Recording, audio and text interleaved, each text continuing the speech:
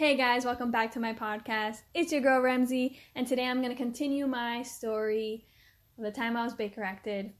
So, I left off on my last podcast with me just sitting on a bed waiting for my room to be cleaned out. So the nurse that was surveilling me comes up to me and she's like, "Oh, I've been informed that your room's cleaned. So I'm going to wheelchair you up to the 3rd floor."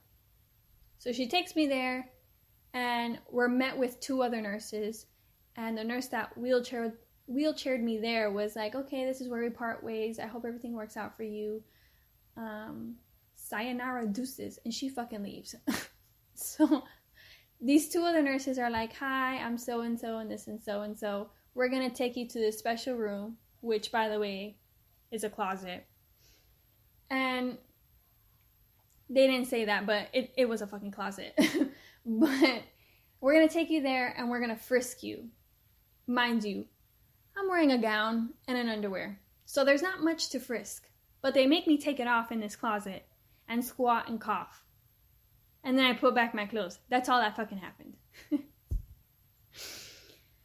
So this is when shit hits me. When we get to the room, I didn't show it because I mask my anxiety pretty well, but I was in a full-blown panic attack and I felt like I was dying. Just to kind of like describe it a little bit as to what I was feeling at that moment, because as soon as we got to the room, the nurse is like explaining to me that, you know, every 15 minutes they come in and they press a button on the wall to check on you and to register it in the system, and it's just like protocol. And then she was like explaining some other things, but I could no longer hear what she was saying. All the words that were coming out of her mouth were so jumbled up in my mind because all I could focus on was the fact that the hallways, the walls, the room itself, the walls in the room, the floor of the room, the blankets, the chair, the cabinet, the bathroom, everything was white. Everything. And I'm losing my shit. I'm like, I have to stay here. Like, this is my real life right now. Like, I'm in prison. Like, my mind is just like, what the fuck, right? She leaves, closes the door, and it triggers me even more because, like, now I'm in a enclosed room. And the walls are literally crushing me. They're coming in and I'm suffocating. So I'm pacing back and forth and I'm like, holy shit, if I go outside right now feeling like this, they're going to try to give me some crap. You know, they're going to give me like some medication or some shit, or I don't know. Like, if I start to actually freak out or fight back on them, they can like tranquilize me and shit. So I'm not trying to let it get there. So I'm in this room and I'm like, fuck, like, what do I do? So I'm pacing back and forth and I'm trying to calm myself down and I'm finding it hard. So I open the door in hopes that maybe like leaving the door open, I would feel less trapped. Yeah, no, it didn't do shit. So I start walking in and out of the room and I'm like, this makes me look like I'm fucking crazy. Like, this reassures them as to why I'm fucking here, you know? So I was like, fuck, I give up. I'm just gonna go talk to the nurse. So I go up to the nurse and I'm like, hey, can we talk? I'm just having a really hard time accepting what's happening to me right now. And I just need someone to hear me out. And she was like, oh, don't worry, like, it's fine. We can talk, etc., whatever. So we just kind of had a conversation, and we spoke until like 3 a.m. And she was really sweet. All the nurses there were really sweet. And I kind of just told her how everything went down, and she reassured me that the doctors there are really good, and that, you know, once I tell them everything that happened, that they'll most likely release me. She was like, I'm not going to make any promises, and I'm not saying that they're going to release you tomorrow, because by law you have to stay in here for 72 hours. So I was like, oh, shit. That's great. Thanks. But regardless, she started talking to me about other stuff to get my mind off of like my current situation, which was really nice. And she really helped me ease my anxiety, and I got to go to bed. I skipped breakfast because I was really exhausted. And then one of the nurses came around 12 and she was like, hey, lunch is ready. So, come to the living area so you can eat. So I get up, get ready as best as I can. I don't really have any clothes. I'm depending on a gown. I was the only one in there for a couple of hours depending on a gown and some undies. So I get out of the room and I look at the board because the like in the middle there's like two hallways. One hallway, it's just one long hallway, but they're separated by like a little circular part of the hallway. Like the middle of the hallway is a circle. And then, which is like basically how you get in there through like an elevator and stuff. And then the rest of it is just long hallways with like an office area for the nurses and stuff. And one side of the hallway is like the shared bedrooms with, thank God, thank Jesus, I was not sharing a room with anyone. I was on the other side of the hallway where there's single bedrooms and you don't share a bed with anyone. Not a bed, but a room.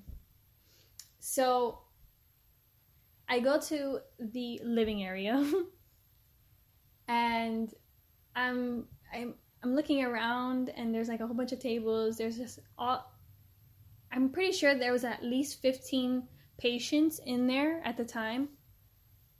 And they're all just kind of sitting, waiting to get their lunch. It's almost like a little restaurant. You kind of sit down and they ask you what you want. You look at the menu and you pick out what you want. And yeah. So I sit at this table, and in this table there's a guy around my age, a girl around my age as well, and then this like old lady. And whatever, I get my breakfast, everything's normal. And then the guy that was sitting at the table starts talking to me. And he's like, hi, my name is so-and-so. What's your name? And I was like, oh, my name is Stephanie. Nice to meet you, whatever. And I looked at everyone else at the table, the old lady and the other girl. I was like, nice to meet you guys. And they're like, nice to meet you too, whatever. I felt comforted, because I started to realize that, I don't know, I went in there thinking like, oh my God, I'm going to be around with like crazy people. And everyone, like the people that I sat with in that moment, they felt like they were normal. So I was like, oh my God, everyone here is like kind of normal, so I don't have to be afraid. Yeah, that changed very quickly. So this guy starts telling me, without me even asking, why he was put in there. And he starts saying this story about how he sent an email or a letter, whichever, to the president about how he was going to overthrow the government somehow. And something about aliens. I don't know. I honestly don't know. I started feeling very uncomfortable because I couldn't understand nor keep up with his little story that he had going on. So I tried to finish my lunch as fast as I could, and then I went to the room next door, which was like a little living room, I guess. It had like a TV and like two sofas. Two sofas, not sofas. Two sofas. And in that room, there's a nurse and another patient who was signing her papers to leave. She was finally getting out. Which is what I wanted. So I'm sitting there watching TV, trying to forget my interaction with this guy. And then I see him come out and start pacing back and forth in the hallway, kind of like thinking about if he should come inside or if he should stay out, or I don't know. He was like contemplating something, and he started making me real nervous. But I was like, just don't, like, ignore him. Just continue watching TV, and if anything were to happen, there's nurses everywhere, and best of all, there's a nurse in here, so I'm safe. Like, everything's good. I'm fine, right? After maybe 5 minutes of this guy just kind of pacing back and forth, he finally comes into the room, and he sits on a sofa across from me. And he's staring at me. Just not even watching TV. He's just looking at me. And I, again, in my mind, I'm like, just ignore him. Ignore him and just continue watching TV. Act like he's not there. Do not acknowledge him. Because if you acknowledge him, then he's gonna, like, do something, right? Yeah, he didn't give a fuck. I didn't have to acknowledge him. He sat there for a good 10 minutes just staring at me. And after 10 minutes, he gets up, walks up to me, and then whispers in my ear, "If you want me to eat your pussy, let me know." And just fucking walks away. I was... I don't, like, honestly, I was like, what the fuck? This cannot be real life. My face said it all, because the nurse turned around and saw my face and was like, what did he say? And I was like, I don't think I should tell you what he said. I don't feel comfy. I don't feel comfy right now. She was like, tell me. Because I have to tell his nurse.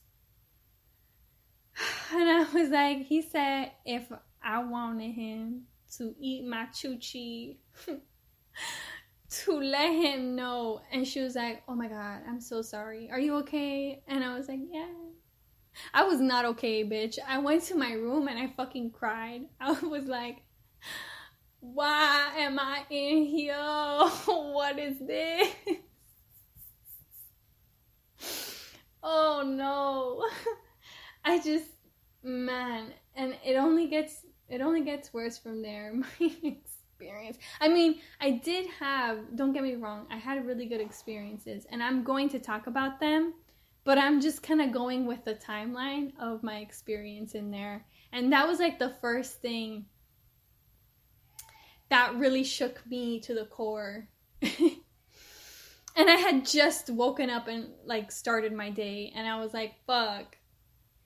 I'm being harassed. Yay!